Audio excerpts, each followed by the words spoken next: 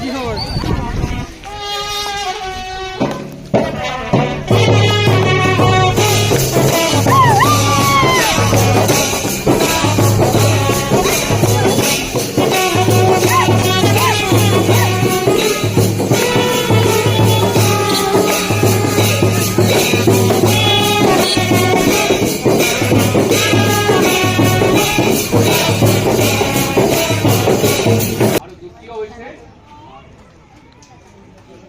এই যে ওয়াকালু যুদ্ধখন হৈ গ'ল ৰাষ্ট্ৰসংঘ ইতিহাস যিখন যুদ্ধত আজি বাবু এই লেফটেনেণ্ট যে টিচাৰ হিচাপে টিচাৰ মই অসমীয়াটো ভাঙনি কৰি দিছোঁ।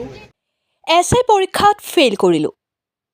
UPSCৰ CDS পৰীক্ষাত 7 বাৰকৈ প্ৰচেষ্টা কৰি এইবাৰ লেফটেণ্ট ৰাজশ্ৰী বৰুৱা হ'লোঁ। এয়া মোৰ 4-5 বছৰৰ কষ্টৰ ফল। সেয়ে মন পুতি কাম কৰি থাকিলে সফল হ'ব। আজি মই তাকেই প্ৰমাণিত কৰিলোঁ।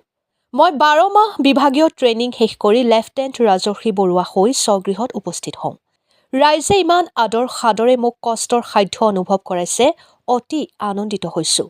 স্বগৃহত উপস্থিত হোৱা লেফটেণ্ট ৰাজশ্ৰী বৰুৱাক বেণ্ড পাৰ্টি আৰু ঢোলে ডগৰে আদৰিলে দৰং ওদালগুৰি সীমান্তৱৰ্তী সাৰেং গাঁৱৰ ৰাইজে। পিতৃ ইন্দ্ৰ বৰুৱা আৰু মাতৃ শান্তি বড়োবৰুৱাৰ একমাত্ৰ সন্তান ৰাজশ্ৰী বৰুৱা ওৰফে বাবু। অতিকৈ পিছপৰা গাঁওখনৰ ৰাইজে লেফটেণ্ট ৰাজশ্ৰী বৰুৱাক লৈ গৌৰৱান্বিত। সকলোৱে ঘৰৰ পৰা ওলাই আহি গামোচা জাপিৰে আদৰণি জনায় আৰু আশীৰ্বাদ জ্ঞাপন কৰে।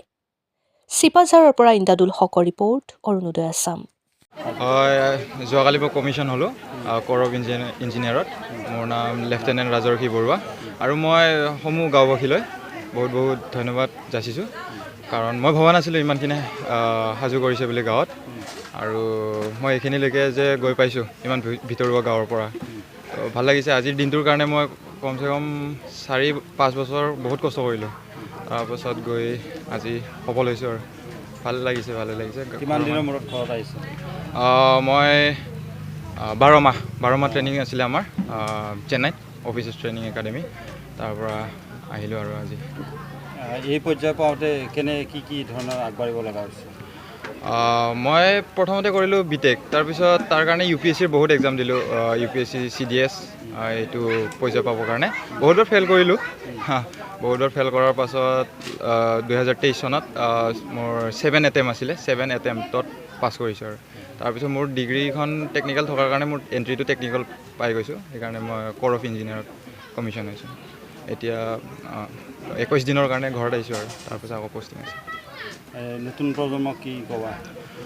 নতুন প্ৰজন্ম চেষ্টা কৰিব লাগে। ময়োতো চেষ্টা কৰিছিলোঁ, ময়ো ভবা নাছিলোঁ যে মই এইখিনিলৈকে গৈ পাম বুলি, কিন্তু ভাবিছিলোঁ যে যেতিয়া কৰিম আৰু এটাই ভাবিছিলোঁ। ঘৰৰ মানুহ এটা চাৰ্টেন পইণ্ট সিহঁতেও ভাবিছিলে যে নোৱাৰিব চাগে। মোৰ মা দেউতাও এবাৰ কৈছিলে যে তই কিবা বেলেগতে চাকৰিটো কৰ, SI দিবও গৈছিলোঁ মই SI, তাৰপাছত তাতেও ফেইল কৰিছোঁ। তাত ফেইল কৰাৰ পাছত আকৌ ভাবিলোঁ যে নাই, যিটোত লাগিছোঁ এইটোতে লাগিম আৰু তাৰপিছত ইয়াত লাগিলোঁ, লাষ্টত হৈ গ'ল আৰু ইয়াত।